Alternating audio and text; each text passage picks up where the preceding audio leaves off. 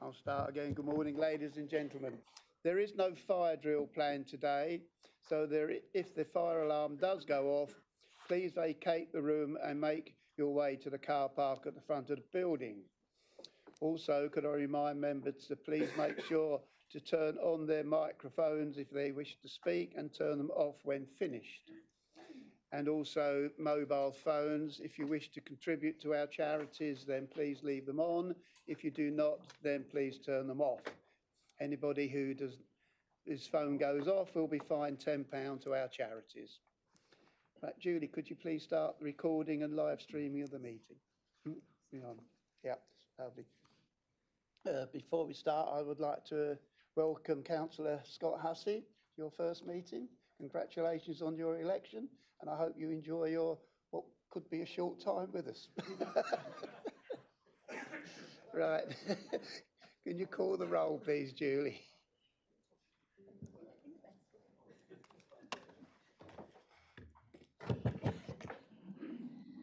Councillor Anscombe, Councillor Ashby, Councillor Askew, Councillor Atterwill, Councillor Bambridge, Councillor Bate, Councillor Annie Blackburn, Councillor David Blackburn, Councillor Borrett, Councillor Bowes, Councillor Brindle, Councillor Marion Chapman-Allen, Councillor Sam Chapman-Allen, Present. Councillor Clark, Present. Councillor Clausen, Councillor Cogman, Councillor Cowan, Councillor Crane, Councillor Duffield, Councillor Eagle, Councillor Fraser, Councillor Gilbert, Here. Councillor Harvey, Councillor Hewitt, Councillor Hunter Clark, Councillor Hussey, Councillor Kiddell, Councillor Kiddle-Morris, Councillor Kybird, Councillor Land, Councillor McCambridge, Councillor Monument, Councillor Morton, Councillor Nunn, Councillor O'Callaghan, Councillor Oliver, Councillor Plummer, Councillor Richmond, Councillor Suggett, Councillor Samantha Taylor, Councillor Sarah Taylor, Councillor Taylor, Councillor Terry, Councillor Turner, Councillor Webb, Councillor Wickerson, Councillor Wilkin, and Councillor Wilkinson. Thank you, Julie. Are there any apologies? Thank you, Chairman. We have apologies from Councillor Clausen, Councillor McCambridge, Councillor Nunn, Councillor Richmond, and Councillor Terry. Are there any other apologies? Councillor Crane? Yeah, Councillor Crane? Thank you. Yeah, I've got that. Right, item 2, declaration of interest. Has anybody got any interest they need to declare in the items on the agenda? If not, if you do feel you have one, speak so at the time. Brings us on to item 3, local government reorganisation.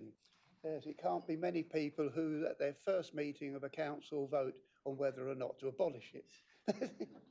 Yeah. Right, I'm going to invite you, Sam, to give a presentation on this. Lovely, thanks, Chairman, and good afternoon, colleagues. Hopefully my voice will hold out for the duration of this meeting, but thank you for making the time in your diaries to be here today, and appreciate the circumstances are beyond the control of the Council for this extraordinary meeting. Indeed, these are possibly the most extraordinary circumstances, without wanting to be melodramatic, that we've confronted ourselves with some of the biggest challenges to local service delivery in the history of local government. It is important that we come together to give this topic the attention it deserves, and that every member of this council gets the chance to have a say around our future and the decision in a really transparent way. The report in front of you, Chairman, is the accumulation of rapid work and collaboration by all Norfolk District Councils, independent run, Conservative run, Liberal Democrat and Labour run, with an overlap of Suffolk districts, and a common evidence base established with all of us, including our county council colleagues. It comes as a direct response to the instructions sent by Minister Jim McMahon on the 5th of February 2025. We may touch on the timescales later in the debate, but it's worth taking the time to remind ourselves that given a few weeks to respond to such an important issue is somewhere between optimistic and reckless, depending on your perspective of things. However, as a result, every district in Norfolk has taken a version of this through the same reference data, through their council systems, just as we are today, hopefully to inform a united response in Norfolk to the government and their deadline of tomorrow. In terms of the report, Chairman, members will see that we've got recommendations to consider some key points. Firstly, and most importantly, the Council is asked to reflect its concerns about the government's policy position and its risk to Breckland residents. In my role, Chairman, as Chair of the District Council's network, this is something which has come through loud and clear from the sector, and I do think it's important that we reflect upon it ourselves. I'm not recommending this approach based on protectionism or that for the sake of it or for the job security of how we do. Rather, it's worth looking objectively about LGR has delivered in areas in other parts of the country over the last decade. From what I see, there is an answer to be there isn't much to be very positive about. Savings, not all met, deadlines have been missed, and years of pain to frustration to residents and public service delivery. Fundamentally, it is important to ask what the benefit case is here and what does government really want to achieve. Sadly, this is something significantly lacking, and all I can see with any certainty is that we are our taxpayer of Breckland, and if LGR does go through, will sadly pay more council tax, but not necessarily see an improvement of service.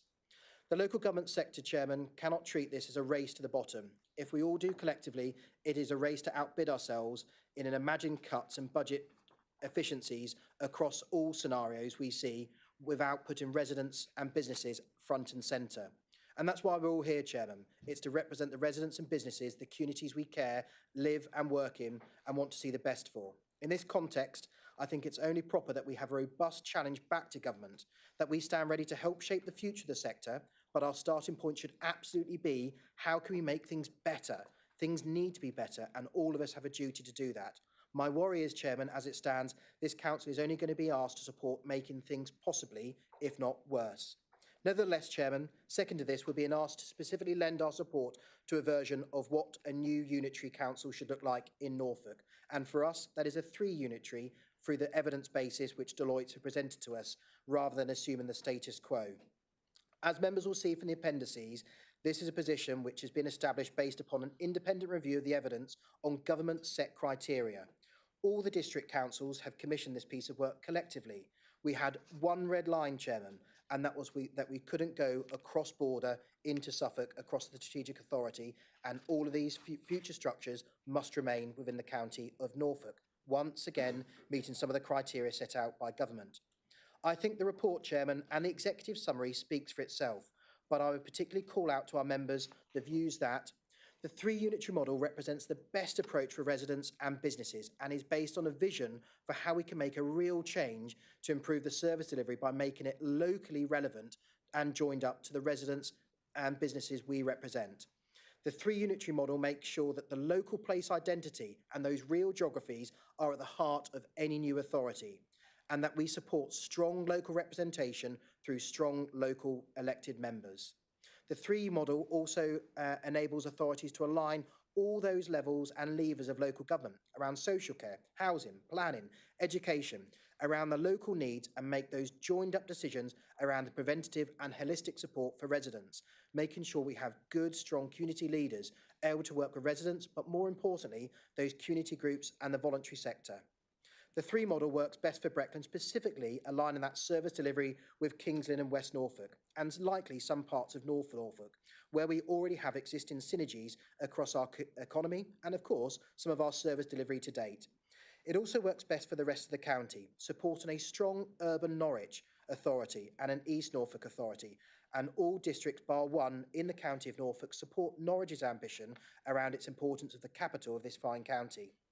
As a direct result, I'm clear the evidence supports that a larger new unitary, particularly a single unitary for Norfolk, would represent a poor deal for Norfolk and all of its residents. Remote, detached, significantly larger than most councils across the country. In fact, if not one of the biggest.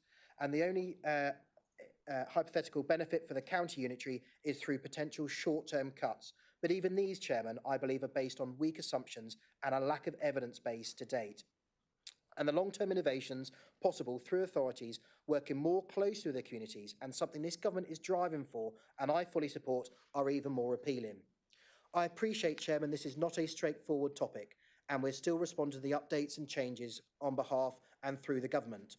And our latest understanding is that while we have until September to develop our detailed plans, so colleagues can rest assured that while we have proper time and more detailed input, that crucially, local government needs to make a decision to date around the interim plan submission requested on the 5th of February. However, frustratingly, we have currently no sense of when we'll hear back around what those plans and ideas may look like, and whether government will give us any direction around how we narrow down to a single submission for Norfolk, or whether we will continue to submit our preference on the data and evidence presented. I am, Chairman, however, hopeful that the benefits of today's debate will shape what presents the long-term position for the residents and businesses of Norfolk.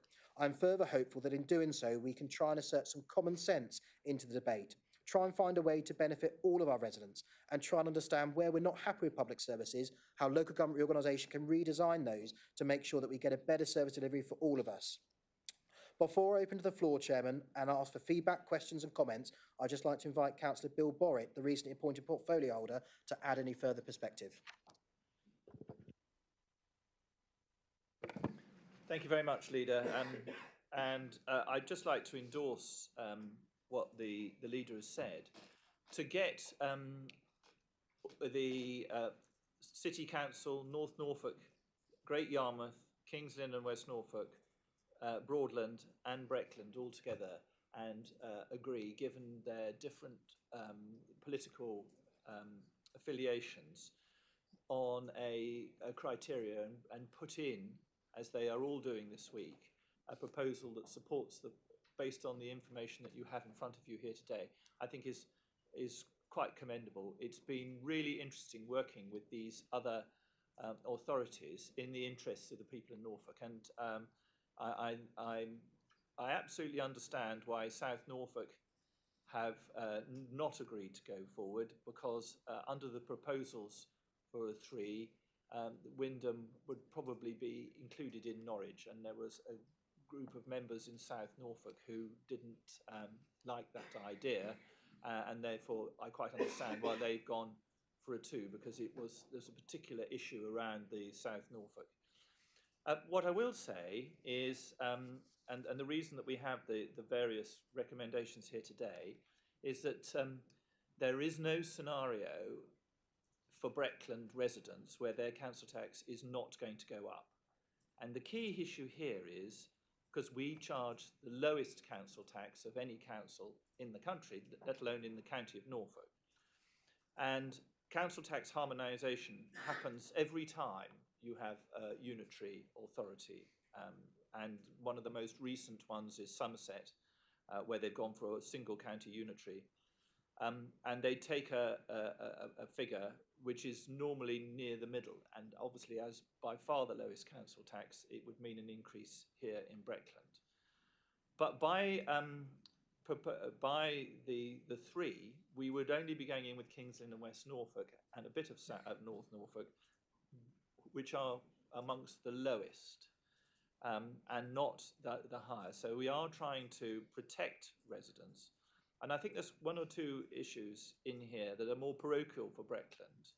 And that is, we are able to charge the lowest council tax because we raise more money from our commercial assets than we do from council tax to pay for the services that we offer. Now, those commercial assets will no longer be reserved just for Breckland. They will be shared across the whole of the new authorities. So the bigger the authorities, the thinner that income, and the less that it will benefit individual Breckland residents. And the other point is Breckland has no borrowing at all. And just to give an example, if we were to go in for a single unitary with, say, Norwich, the City Council has debts of nearly £300 million for a same size authority. And obviously, if we were accumulated, we would obviously take responsibility for managing that debt. Now, obviously, they it's a different authority and they've made different choices, and I'm not criticising them. I'm just saying the impact of that on Breckland would be quite large. So this is quite important for the people of Breckland. And when we're talking about what's right for our residents, I think rightly, the first thing is, will I pay more or less? And will I still have a local councillor? And obviously, the larger the authorities, the less likely you are to have somebody from your patch. And I think the proposal will mean the loss of about 300 councillors across Norfolk as part of the reorganisation. Now, I'm sure there'll be a very diligent group of people who are elected to the successor authorities, but you've got to ask, are they still going to be able to do all the things that you do in your patch? So for those two reasons, we, and everything that the leader has said, I would recommend the 3 recommendations before you today. Thanks very much, Mr. Chairman.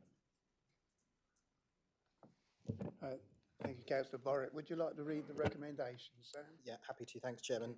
So the recommendations are as follows: that this council confirms it does not support the government's proposed approach to local government reorganisation, LGR and devolution, is concerned about the risk to residents and businesses through the currently proposed approach and the future level of council tax, and is proud of the track record of service delivery in Norfolk and Breckland set out in Appendix A. That full council agrees, should the government insist on implementation of local government reorganisation in Norfolk, to support the development of a 3-unitary model as outlined in Appendix B. That the authority is delegated to the Chief Executive in consultation with the Leader of the Council to finalise the submissions to confirm the Council's position to the MHCLG. Thank you. Do I have a proposer for that, or are you proposing? And do we have a second to Councillor Borrett? Thank you. Now, I'm told I do have the power to do this as chairman, but I've had a word with Sam and he is quite happy that we take these 3 recommendations separately. Okay, so yes, Councillor Kybird.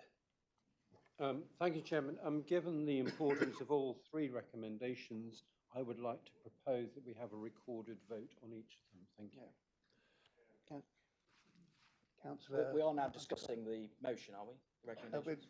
We've got a recommendation that a proposal to go for a recorded vote first. Do we have a second? Yeah, Councillor Turner. Do we just take a right? All those in favour of recorded vote?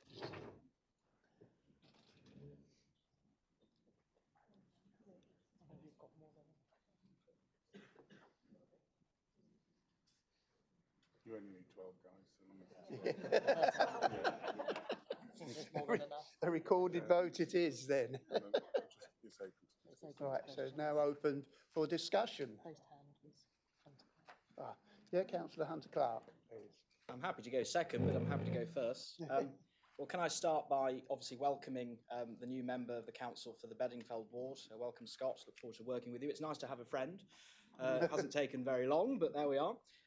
So I'd like to express my support, first of all, for the 3 recommendations outlined in the report, which I believe actually reflect the best interests of the residents and businesses of Breckland and Norfolk. Don't look so surprised, will you? But if I just take you through the 3 recommendations and my thoughts. Recommendation 1, I fully agree that we should stand united in opposing the government's proposed approach to local government reorganisation and devolution. The current model being put forward carries too many uncertainties, which actually Sam has alluded to, particularly around service delivery, council tax and the overall impact on our communities. Whatever the change that is coming, it's going to mean higher council tax for our residents in Breckland, and I recognise that as much as anybody else in this room. Recommendation 2, while we remain opposed to the government's current proposals, should LGR happen, let's be honest, it's probably going to happen, I believe that a 3-unitary model is the best way forward. This model, as outlined, offers a more balanced and locally responsive approach, safeguarding the interests of our diverse communities across Norfolk. And recommendation 3, I'm very happy to support delegating authority to the Chief Executive in consultation with the Leader to finalise the submissions, ensuring that Breckland's position is clearly communicated and strongly defended. However, it's at this stage I'd like to propose an amendment that I believe is critical to uphold the principles of democracy and accountability. So if it can be put on the screen, Chairman, if I could request that. And I'll read the amendment out, and then obviously I'll seek a seconder, with your permission. Can we get it on the screen? Oh, Julie got it.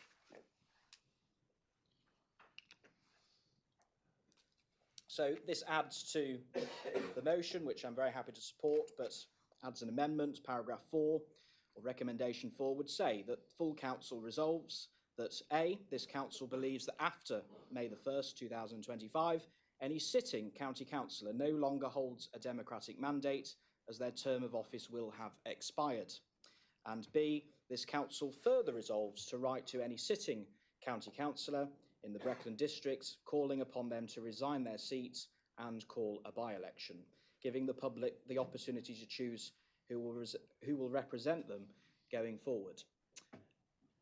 I don't know whether you want me to speak yet on the amendment, Chairman, or we should seek a seconder first, shouldn't we? So you can have 5 minutes to introduce the motion, but you can do that now and then get a seconder, or you can ask for a seconder now. Yeah, we can either have a seconder now, or you can speak for up to 5 minutes, and then I'll continue and then seek a seconder then with your yeah, permission. you have 5 minutes. Thank you.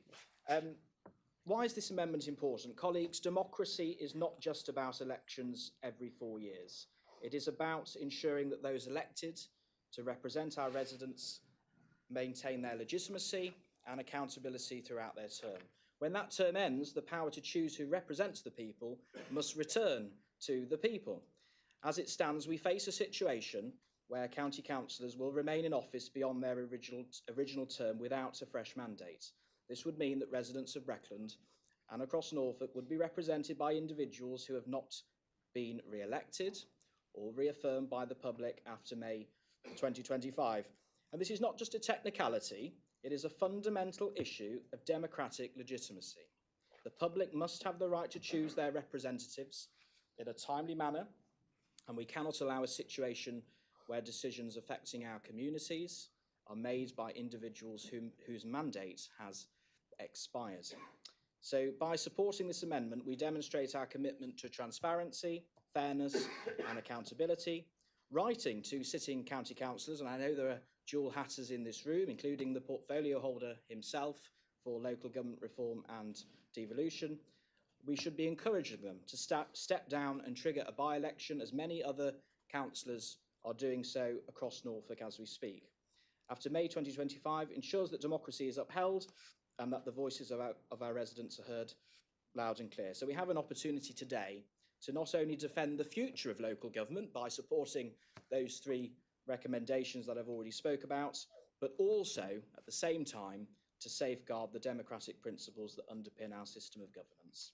So in conclusion, I urge fellow councillors of all political persuasions, and I know there'll be many councillors in the Conservative group who fully support what I'm saying. So I ask for your support. Let's uphold democracy. And obviously, I now seek a seconder, Chairman. Thank you very much. Thank you. Do I have a seconder for that proposal? Thank you. You can speak now, or you can hold your fire until the end and speak last, because we can now open it up for debate. Would you like to go first or at the end? Yeah? Yeah, Councillor Land. Thank you, Mr. Chair. I'm delighted to hear Councillor Hunter Clark talking about democratic mandate. I would ask him in that light, will he be immediately standing down as he stood as a Tory initially and offering himself up to the electorate as a reform councillor? Thank you. Councillor Hunter Clark can't Yeah, reply. yeah, I was going to say, Councillor Hunter Clark, you cannot reply now, but you can, I believe, speak to sum up at the end. Is it? Yeah, Councillor Banbridge. Is this on the amendment? Yeah, I'm speaking on the amendment, Right. and I'm asking whether we have to, in fact, support them both together, or whether we can support them both independently. I can see and have some degree of sympathy with the fact that there is definitely a deficit in democracy if we have a county council election that should take place and doesn't take place. And so therefore I can see that asking county councillors to consider their position is the right move, but I'm not sure whether we as a council should accept B on the amendment, and therefore at the moment I'm tending to support A but not support B, and I'm wondering whether we can have a separate vote on that. Thank you. I'm advised that the amendment was one amendment, so we will take one vote. And we have, Okay, then I'm happy with that. Yeah, Councillor Taylor. Thank you, Chairman. I'm not in disagreement with what Councillor Hunter-Clark has said. My query would be whether or not this is the appropriate time to consider such a matter. So the item for business is for the council to respond to the government's proposals for local government reorganisation in Norfolk, which I think the recommendation we have in front of us does. I think that the amendment, while I actually do agree with the principle that it sets out, I think that's a separate matter. That's for the district council to then take a view on how we feel about the county and the way that they've conducted themselves. And I'm not sure it's the same thing. Thank you. Thank you. Councillor Wilkinson. Thank you, Chairman. Yeah, I just thought the original amendment, and as it was outlined by the leader, that we were trying to help and support a three-tier amendment and to save a council tax, which is trying to save money for our residents, and now we're asked to call a by-election, which will cost money, which will take money away from the services we deliver now. So I couldn't support that. Monument. Sorry? Councillor Monument. Councillor Monument. Then we got Councillor. I agree with Councillor Taylor that this is not the right time and place to raise this. In my view, this is not an amendment to the proposals, the 3 items in our recommendations that have been put before us. It raises an interesting question. My own personal view has always been that democracy should be supported at every turn, but I think in this particular time, we would have to weigh carefully the loss of democracy by keeping existing councillors in place against the risk of increased uncertainty resulting from a possible complete new county council being elected, and given the enormous task of dealing with the unitary authority question. I think that the possibility is that we get inexperienced councillors in who have no time, as we've all had in the past, to grow into our roles, to learn from other people, before they are faced with the biggest decisions we'll ever make. I think the balance goes in favour of leaving it alone. But in any case, I think this is irrelevant, and I'm going to vote against it. Thank you. Councillor Hewitt, please. Thank you, Chair. Can I congratulate the councillor for getting the headlines for today's meeting, which will all be about democracy being under threat, which is a shame, because you rightly say that democracy is not about elections being held every 4 years, and I agree with you, but neither is democracy mob rule. The points you make on that amendment essentially are asking us to talk to other people about questions of individual conscience, rather than forcing them to do that. But the point is also well made by my colleague. This is not an amendment to the substantive. This is something that requires perhaps conversation, but not in this place, and perhaps not at this time. So can I recommend, Chair, that we vote against the, we vote for the amendment or against the amendment now? Thank you. Councillor Sarah Taylor. Thank you. I have an awful lot of sympathy for point A. I've always said I think I've been very consistent in my I feel absolutely around the point of democracy. I have an enormous amount of sympathy for that. My problem with the amendment is that I don't see how it sits in the separate recommendations.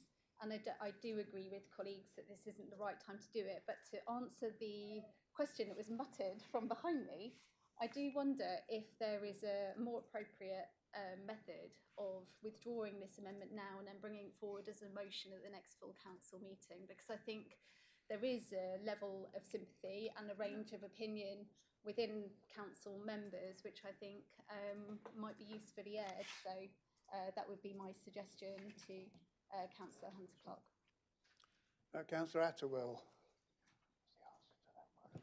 Thank you, Chairman.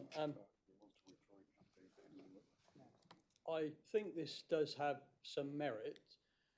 What I would like to understand before I vote on this is I'm going to invite the leader to invite his newly appointed cabinet member, because I do think we've got a little bit of conflict going on here. The cabinet member responsible for devolution and local government reorganisation for Breckland, I believe, resigned, quit the cabinet at Norfolk County Council because he said that there should be elections in May, and that's a perfectly honourable position for him to take. That being said, if he is of that belief, why isn't he standing down and calling a by-election? Could we hear the rationale as to why he is staying in post with his Norfolk County Council seat? Because I do think that tends to take the debate here at Breckland Council. And I think Mr. Hunter-Clark has raised what I think is probably inadvertently a good question that I would like answered, please. Councillor David Blackmore, please.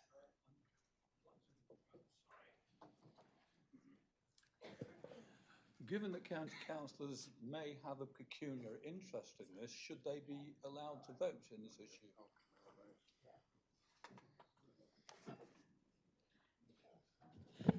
Thank you, Chairman. Just in response to that particular question, and given there are several twin hatters in the room, be it county and district or district and town council, I think it'd be useful to provide some clarity. I think first the point to make is any decision on declaring an interest rests with the individual councillor. So if somebody can't be told to declare an interest, it's an individual decision for individual councillors to matter. Some observations I would make is that this matter, the substantive matter we're discussing in terms of reorganisation and devolution, doesn't directly relate to Norfolk County Council. Actually, it's something that's been driven by national government. Ultimately, any decision on restructuring and devolution rests at Westminster with government, and actually we're just making submissions to affect the consultation that's been undertaken. As a point of note, all members in this chamber and all officers in this chamber will be affected by devolution and restructuring in some way, not just members of the county council. I think it's come back to this point about sort of the potential conflict between a role as a county councillor and as a district councillor. When a member is in this chamber, they're obliged to think on behalf of the district council and in their role as a district councillor. In a similar way, when they're in the county council's chamber, they think as though and act as a county councillor. So the expectation is when a member's sat in this chamber, be it they're a twin hatter, when they're in this chamber, they will consider this matter in their role as a district councillor, and therefore that should override any potential conflict. So everyone here is asked to consider it as a district councillor. So for that reason, my advice is that there isn't a need to declare interest, albeit, I reiterate, is the decision of an individual member to take. Thank you. Right. I'm sure that's cleared everything up. Councillor Monument. I'm sitting here looking at something which some of us might agree with, some might not. Some don't think it should be dealt with now. Some would like to see it brought back perhaps to the next council meeting. I want to raise this point, if I may, before we vote on it. Sorry, I've just been nudged that I shouldn't have allowed you to speak. Again, it's a legal point I want the solicitor to answer, if I may, and then... Sorry, yeah, let's call it a point of order. Right, thank you. Yeah. Okay.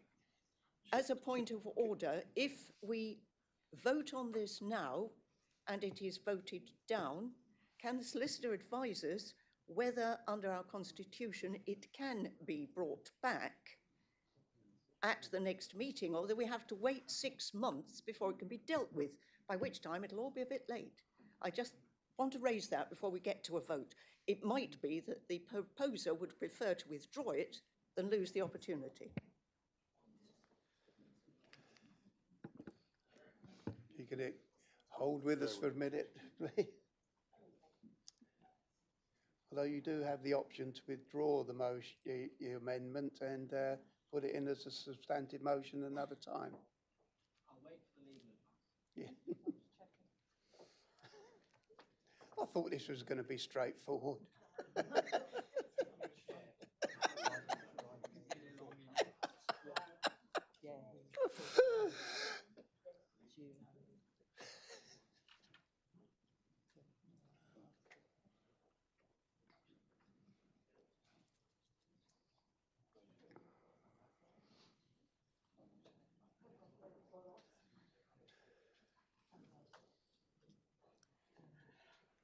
You've got Sam Taylor, Cadell, Sam Taylor, Samantha Taylor, and Councillor Cadell. I haven't seen any other houses hands up.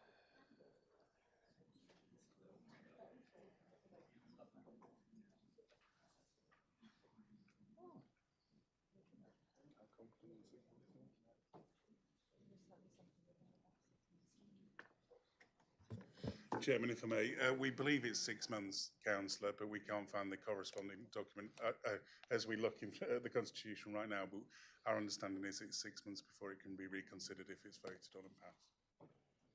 Yeah, and that has just been confirmed, so it is 6 months. No, No. we've still got people with the hands. So I got to. Yep. Right, Councillor Samantha Taylor, please. Thank you, Chairman. I find myself in a position here where I'm agreeing with people from the opposition, left, right and centre. I agree with both Councillor Taylors that this item probably should be deferred and discussed at a later date. I also wanted to touch on Councillor Monument's comments, where I would actually ask Councillor Hunter-Clark to actually withdraw this amendment now, bring it back to another meeting where we can give it the discussion that it fully requires, because I actually agree with him as well. So I'm in agreement all over the place today, but I think this is a topic that needs proper discussion at the proper time, and it warrants that proper discussion, not being added on ad hoc at the end of an amendment that we are all in agreement with. We're all in agreement with the proposal so far. Councillor Taylor is, Councillor Clark is, we are, Hunter-Clark is. Let's get the job done today that's on the table, bring this back and discuss it at a time where it's more relevant. Thank you. Councillor Cadell. Thank you, Chairman. I would like the leader, if possible, could he answer Roger Atwell's question, please, regarding Councillor Borrett? Still waiting for the answer. Sadly, I have one chance to speak because you've got I know that, so I'm going to go to the end. Right. That up will be answered at the end when Councillor Sam Chapman-Allen is speaking. Okay. Councillor Harvey, please. Thank you, Chair. I was sitting listening. This bit about how important democracy is a bit rich, coming from someone who's elected by one party and jumped ships to another one. If I stood down as a councillor and went and joined the independent, I would go back to my electorate and say, let's have another election. I don't accept the fact that jumping ship is democratic without going back to the electorate. Sorry. Thank you. Councillor Wickerson, please. Thank you, Chair. I would just like to very vigorously support Councillor Taylor over there. This is not the time and place. It's nothing to do with what's physically on our agenda for this particular meeting. Whether you agree with the proposition or not, I think we are actually, and I'll use this term in its broadest sense, wasting our time today in continuing this debate. Yes, it can be brought back at some point in time, but this, to me, is not the right time. Thank you. So Kendra Cogman. Yeah, Councillor Cogman, please. Thank you. Sorry, just a question of clarification. It says A and B. Is it under a particular number of recommendation? Under 4, okay, sorry. This is a new. So it's a new recommendation with two parts. Okay, thank you. So it's not an amendment. So, It's not an so then amendment. is that a point of clarification? If it's not an amendment, it's an addition? Because we've taken them separately. Yeah. Thanks. Understand. Okay, thank you, Councillor. Under Standing Order 9.1J, you're able to make amendments to motions without notice. Under, sadly, Standing Order 11.7.1, an amendment shall be can include the insertion and addition of words, of which this is. So it's legitimate. Okay, Chairman, if I may also clarify, 'cause in terms of how the debate moves forward, clearly the seconder of the debate has the right to speak. The right of reply rests with the mover of the original motion, not the mover of the amendment. So it will be Councillor Chapman Allen who has the right of reply, not Councillor Hunter Clark. Right. Councillor Marion Chapman Allen, please. Chairman, thank you. Can we move to the vote? Yeah. If no one. Sorry, point of order, Chairman. This is a meeting of the full council. We've all been brought here at the expense of the taxpayer to debate this motion, and we have a councillor now trying to call the meeting early to a close. I think that's a disgrace. It's actually not a point of order, I don't think. Right, so Sorry, Chairman, just to clarify, it's perfectly entitled for a councillor to move a motion to end the debate, and that's in the same way it's legitimate to amend words on a motion. Councillor, it's legitimate for a councillor to move to end the debate. That said, we still have the seconder of the amended motion to speak, and the right to reply rests with the leader. So there are two councillors that are certainly left to speak, and I would suggest they're heard. Right, there are no other people showing to. Just in time, Councillor Plummer. Thank you, Mr. Chairman. If this vote went in favour, what legal power has this council got to make these councillors resign? No. So all we're doing is a sort of like an exercise to say we don't want our Norfolk County councillors to carry on. But I notice it's only Breckland, so there's still all the other Norfolk County councillors across the county that are still in power. I really don't see. I know Robin is trying to make a point, but I don't think this is the right place to be making it. Thank you. Okay. Thank you. If there are no other hands, I can call on Councillor Hussey to the seconder for this motion. Thank you, Chair, and thank you to everyone for a warm welcome. I would like to expand on some of the points raised by Councillor Hunter Clark and to respond to some of the comments that we've heard. The move to a unitary authority or authorities in Norfolk being forced through by Labour government in partnership with the Conservative-controlled County Council has already claimed its first victim, democracy. The so-called postponement of local elections voted through last month by Norfolk County Council is nothing short of an effective cancellation. Whilst the government the council gave itself the opportunity to vote on this postponement, no free vote was permitted on the bigger and fundamental issue of whether there should be any local government reorganisation at all. Just a couple of weeks ago, Julian Kirkwood resigned from his seat at Norfolk County Council in a stand against the council's deal with the government, which he called totally undemocratic. Last month, Julian left the Conservative Party, and we are confident that he will win back his seat for reform. The justification for not going ahead with May's elections was cost. There are plenty of ways Norfolk County Council could save money, but elections should not be one of them. They do need to save money, however, after wasting £56 million on a plan for the Norwich Western Link, which may never get built.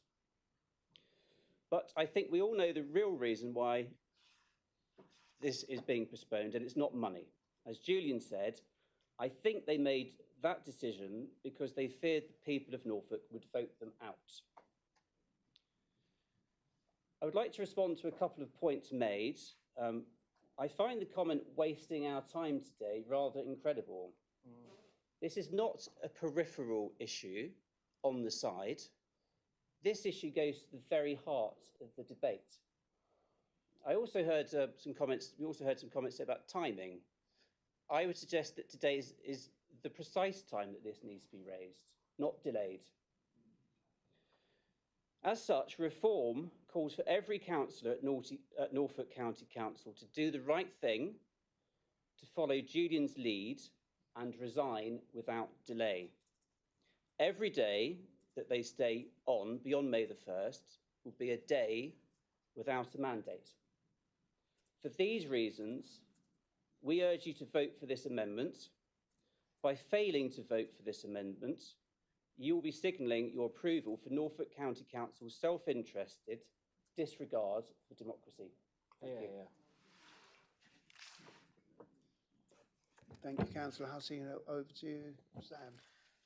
Lovely, thanks, Chairman. I think other people are much more eloquent and articulate than I am and summarise that actually this isn't the moment in time to be debating this, and this is subjectively very different from the recommendations and the report we are discussing as a full council, and the individuals concerned could have brought this forward in a motion at a later date. In relation to some of the questions directly asked to me, Councillor Bill Borrett has my full support. He made a very clear stand at Norfolk County Council around his view around devolution and local government reorganisation, and that stand resulted in the fact he's no longer a cabinet member. And I know I've got someone else in this chamber today who voted against her group in relation to that. Out of all the Twin Hatters who sit in this chamber, most recently one of those has resigned, Councillor Terry Jermy, I know that all of them, regardless of their decision at the County Council chamber, are representing their communities day in, day out, working with all of their communities and parish and town councils, and don't need me as the leader of the council to allow them to understand whether they should continue in office or not. They interact with their communities, and their communities will tell them whether they expect them to do what they think is right, and that's to continue or not, as the case may be. All of us in this chamber are, I believe, privileged to have Twin Hatters within this space, because this allows great synergy and understanding between what is taking place within these two places. I've been asked numerous times by the leader of the independent group and by the then leader of the Labour group around what was happening at the county council, and I wasn't always aware of what that looked like. However, thankfully, my Twin Hatters were able to help guide me, not share what happened in group meetings, but were able to guide where we as a council could interact and get the best outcomes for residents and businesses in Breckland. It is not my place as a leader of a district council to tell anybody else as an elected individual what they should be doing. That is through their own conscience to make that decision. And I know that my members of this chamber, who are Twin Hatters, are working tirelessly to make sure that this agenda item around devolution and local government reorganisation is front and centre around what do the services look like as we move forward, where the public are front and centre. And regardless whether they stand for election and cause a by-election or not, and I look forward to Councillor Hunter Clark causing a by-election in his ward around his recent change of affiliation, will necessarily not change the outcome of today's motion and today's debate, Chairman, so I will not be supporting the amendment as presented. Thank you, which brings us to the vote. Do we need not recorded on this one? No, so all those in favour of the amendment?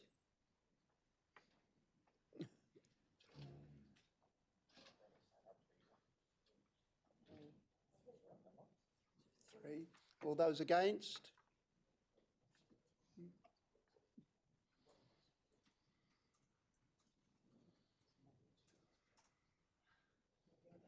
Yeah. Any abstentions? Right. Yeah, that amendment is lost. Thank you. Which brings us on to the substantive motion. Recommendations, yeah. Yeah. Oh, yeah. Any conversation? Yeah, we've had them read out. Right, be open for debate. Yeah. Right, we've got there at last. Right, we are now open for debate on the 3 recommendations. If we can take recommendation 1 first. No, anybody want to speak? Debate on the whole, Chairman. Yeah, we can debate the whole lot. Yeah. Right, Councillor Banbridge, you did have your hand up a long while ago for this. For the debate on the motion, I really had a question for Councillor Borrett. Did you really say, Councillor Borrett, that the savings Breckland have made over the 40 years plus that I've been paying rates in Breckland are to be given away, that Breckland residents' investments in property will be lost to Breckland's residents if this government action goes through. Thank you. Would you like to reply? Am I using up my only time to speak? Yep. Yes, yeah, you can only speak once, so if you can hold it for later, if you wish. Is there anybody else wish to speak? Councillor Cowan, I was expecting a forest of hands. If I may, just to try and add some clarity to the question that my colleague has just asked, given the arrangements around this sort of debate, as and when a council, whether it's a unitary, a borough, a district, or anything else, is changed through national government policy, then the subsequent authority assumes all of the liabilities, all of the responsibilities of that previous administration. And a good example of that is in this county here in Breckland, in this district, when Thetford Borough Council ceased to exist and Breckland was formed. And Breckland took on all of the responsibilities, all of the liabilities of Thetford Borough Council. So in answer to your question, Gordon, any debts, any assets, any responsibilities and liabilities that Breckland Council currently is responsible for will pass to the next authority that assumes the liabilities thereafter. So yes, everything we've worked for the last goodness knows how many years, certainly 50 in terms of Breckland since the last local government reorganisation, all of that passes to the next authority that succeeds us, whoever that might be. Thank you. There are no other people wishing to speak. Councillor Samantha Taylor. Sarah Taylor, sorry. There's too many Taylors. Thanks. Every time, Chair, thanks for that. Right. Yeah, changed my name last year. Shouldn't have done that. Right. So every time we're at council, there are two things mentioned by Councillor Borrett every single time, which is around the lower council tax position of Breckland, which obviously can't move mathematically without changing a referendum. So. And the leader talks consistently about how the council prides itself in making things better in terms of public services. Those two themes run strongly within the documents that are provided within the agenda pack, the Breckland document that is at the front of that agenda pack. So it strikes me then that the disconnect between recommendation 2, the successive statements week on week and again here today regarding those 2 points is very substantial. It does make me wonder what might be sort of motivating that really. If we have a council which prides itself on being financially prudent and on delivering good services, why does the recommendation not to choose the option which is more likely to withstand financial shocks, or the one which relates in good, best public service delivery?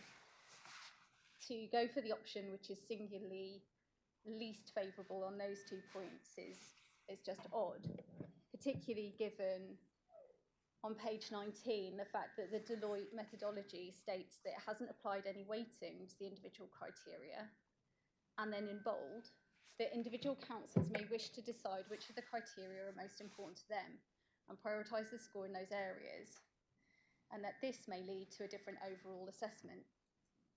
So Councillor Borrett earlier mentioned South Norfolk's position and alluded to an issue in Wymondham. However, I would suggest that he take a look and that other councillors take a look at the South Norfolk agenda pack, which set out a 31-page, very detailed proposal for South Norfolk.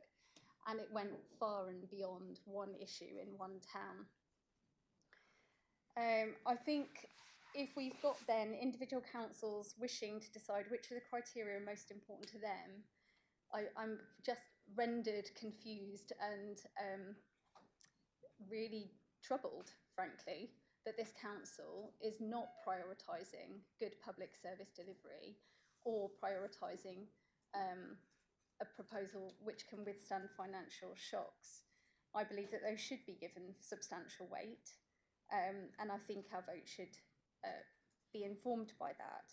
In terms, Leader, of the 2 points that you made in relation to local place delivery.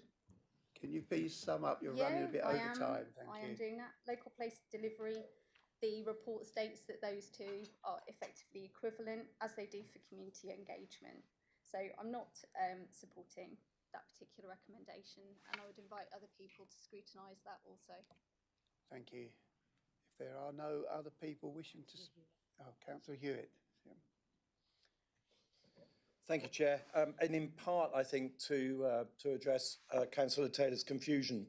I think a lot of the confusion in terms of the decision we're about to make is that it will affect the future, and with hindsight bias, it might change our view of the past, neither of which, with respect, are relevant here, because we need to make decisions based on what we know now at this point in time. And what we know now, with the greatest respect to some colleagues in this room, is that Norfolk is skint and it's currently cutting services in order to make its budget balance.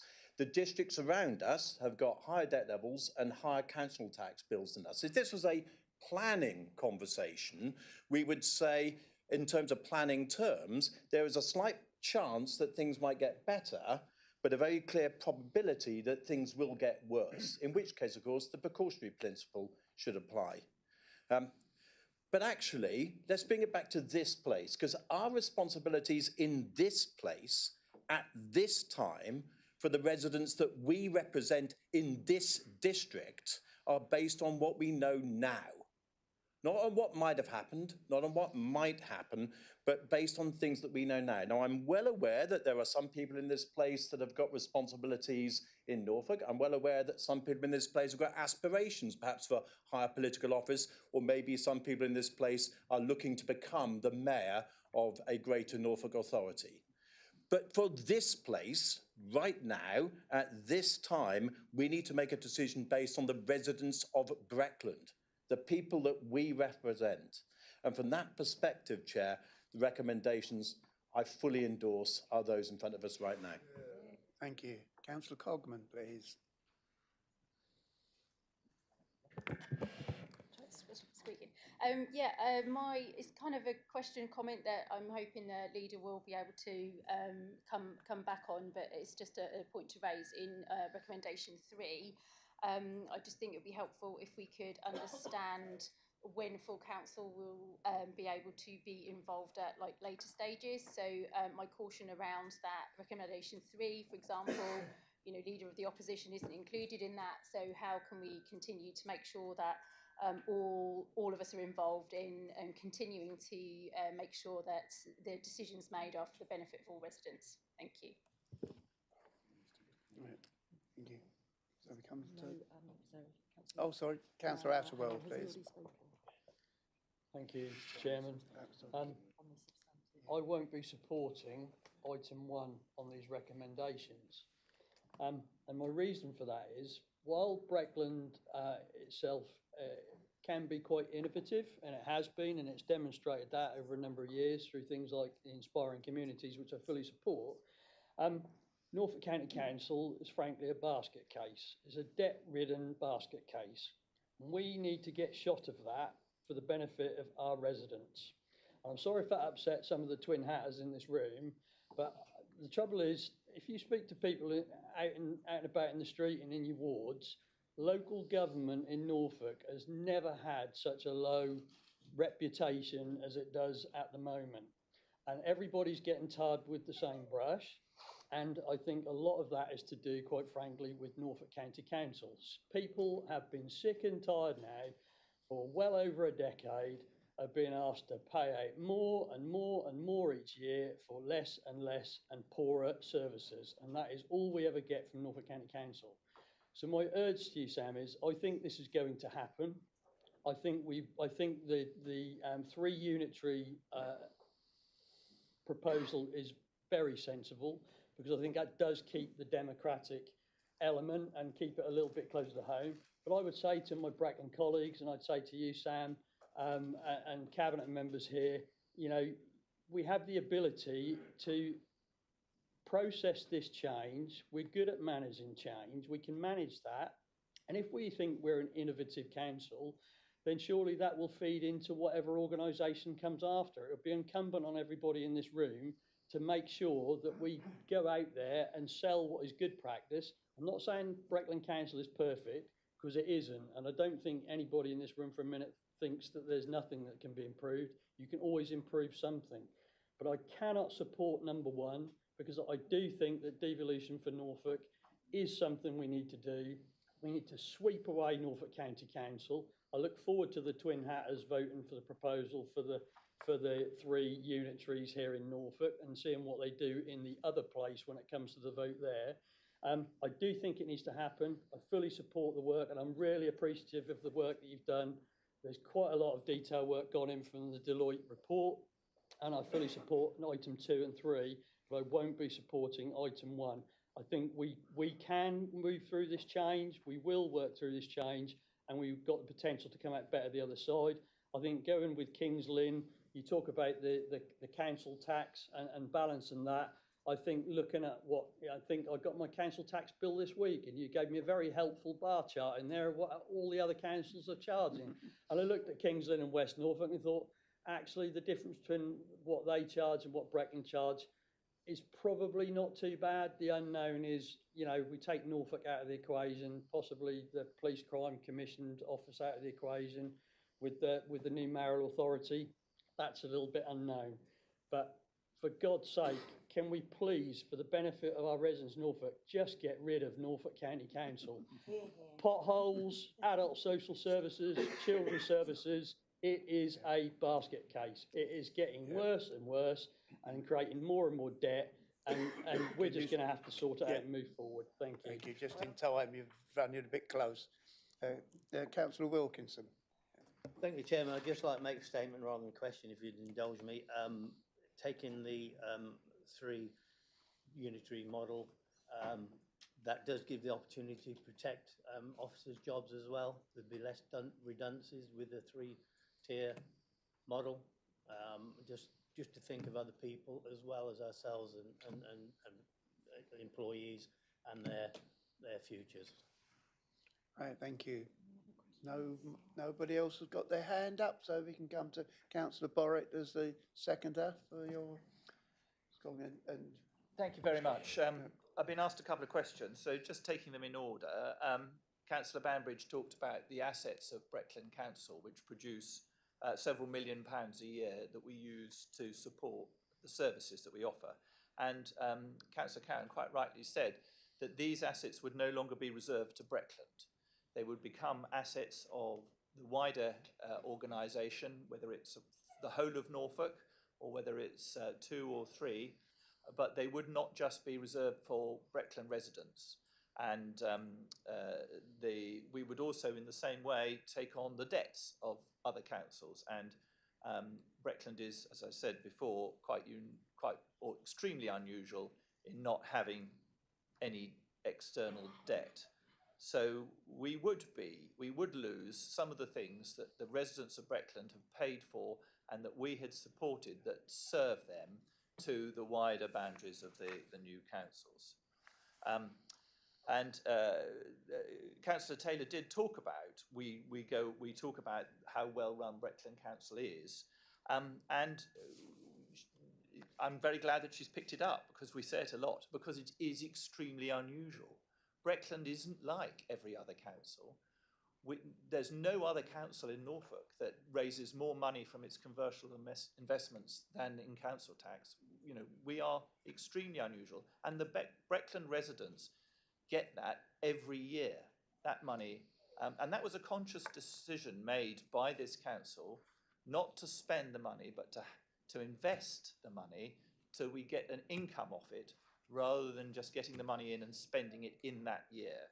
And that is why Breckland is so different.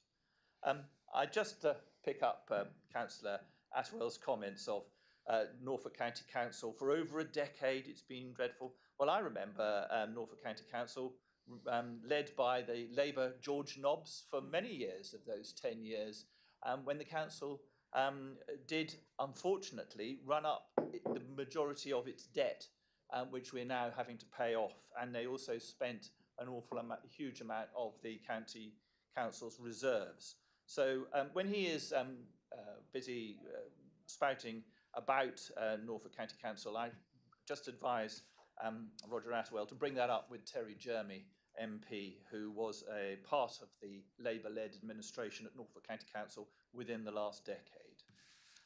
And the final thing I would say is that he's not here today because he's resigned, and he did fairly and squarely win the constituency of South West Norfolk at the last election. But Councillor Jermy did vote to postpone the elections. And at the time, he was a Labour member of the group at this council, and he did vote to postpone the elections, which I didn't do. Can you start summing up, please? Sorry, well, I shall stop there. Thank you very much, Mr. Right, Chairman. thank you. This brings us to Councillor Sam Chapman to sum up, please. One is Terry wasn't on the council. Sorry, councillors. Sorry, councillors. What part? If you're asking for a point of order, you need.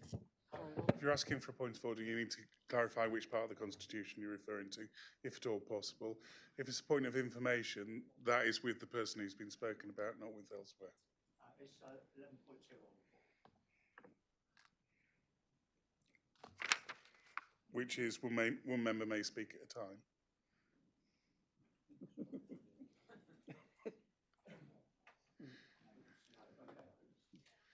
Did we leave it there?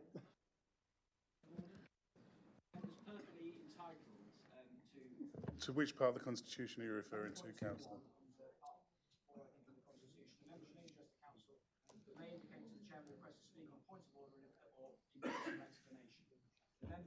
Raise a point of order. It's the chairman's discretion whether he wishes to accept that, not yours as the deputy chief executive. So it's up to the chairman to determine whether he accepts a point of order.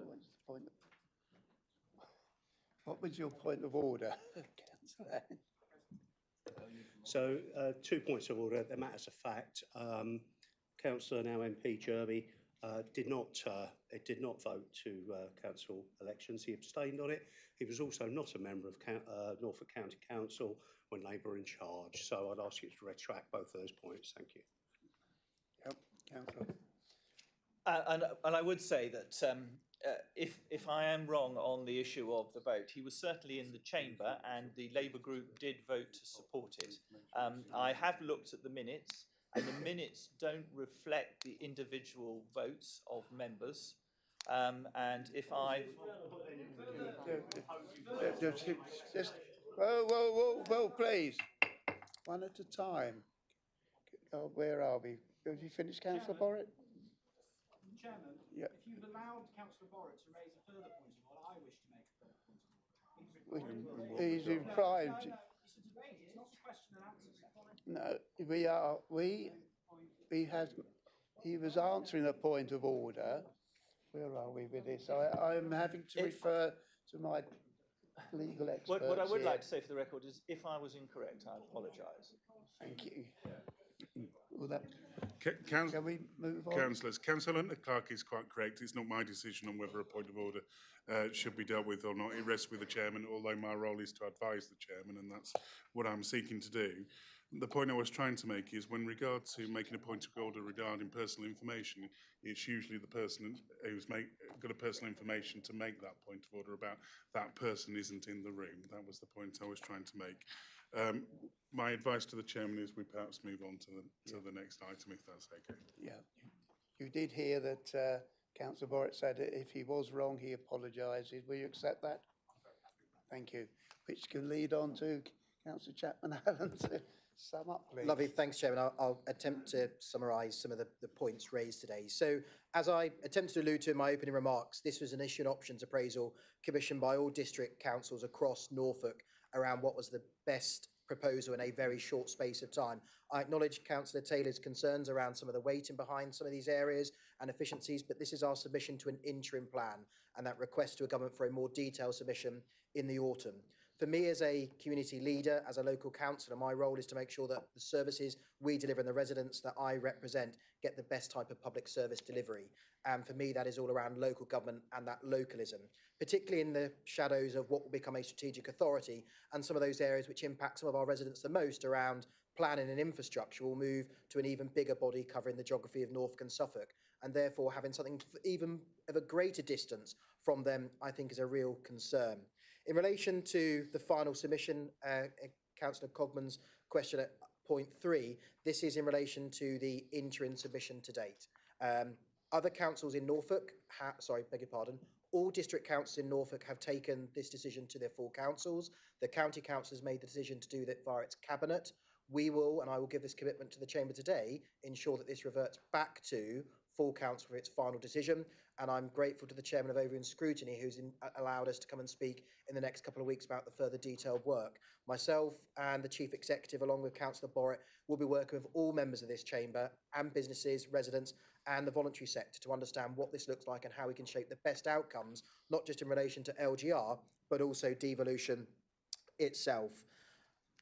Can I just thank everyone for their time today, not just least for this item, but also those who've contacted me at the release of the agenda pack to answer any detailed questions. This is moving at pace. I think there'll be a slight hiatus as government processes what will be vast submissions across the country. Can I reassure you in relation to that as well that for the Chief Executive and all the officers of this council, it's business as usual.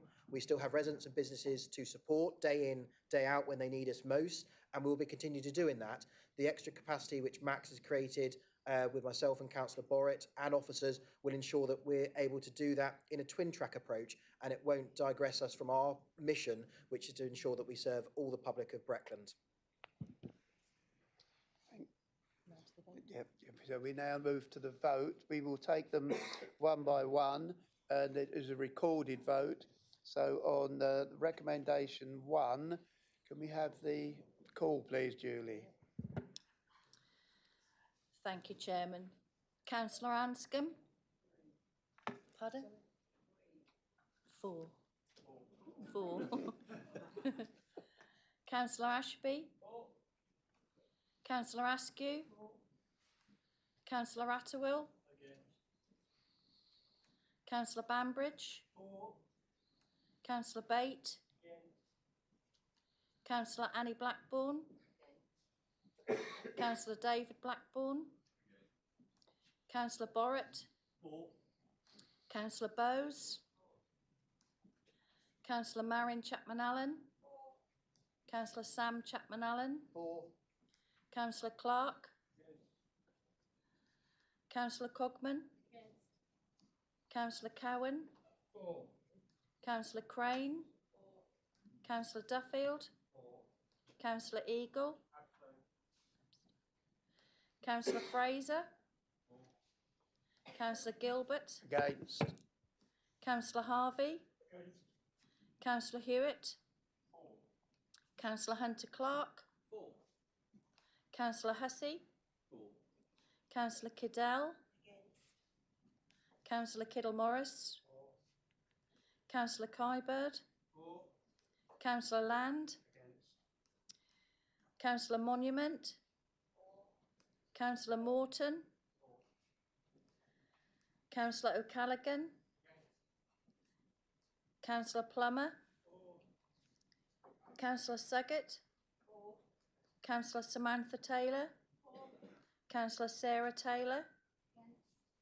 Councillor Taylor? Councillor Turner? Councillor Webb? Councillor Wickerson? Councillor Wilkin? And Councillor Wilkinson.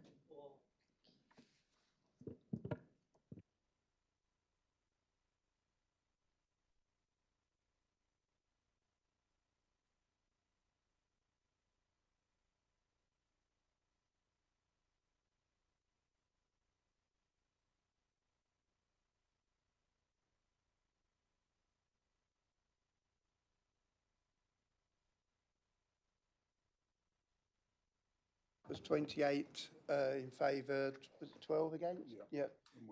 And one abstention, that motion is carried. If we can come on to number 2, please. Councillor Anscombe. Councillor Ashby. Councillor Askew. Councillor Atterwill. Councillor Bambridge. Councillor Bate. Councillor Annie Blackburn. Councillor David Blackburn. Councillor Borrett. Councillor Bowes. Councillor Marion Chapman-Allen. Councillor Sam Chapman-Allen. Councillor Clark. Councillor Cogman. Councillor Cowan. Councillor Crane. Councillor Duffield. Councillor Eagle. Councillor Fraser. Councillor Gilbert. Councillor Harvey. Councillor Hewitt. Councillor Hunter Clark. Councillor Hussey. Councillor Cadell. Councillor Kiddle-Morris. Councillor Kybird. Councillor Land. Councillor Monument. Councillor Morton. Councillor O'Callaghan. Councillor Plummer. Councillor Suggett. Councillor Samantha Taylor. Councillor Sarah Taylor. Councillor Taylor Taylor. Councillor Turner. Councillor Webb. Councillor Wickerson. Councillor Wilkin. And Councillor Wilkinson.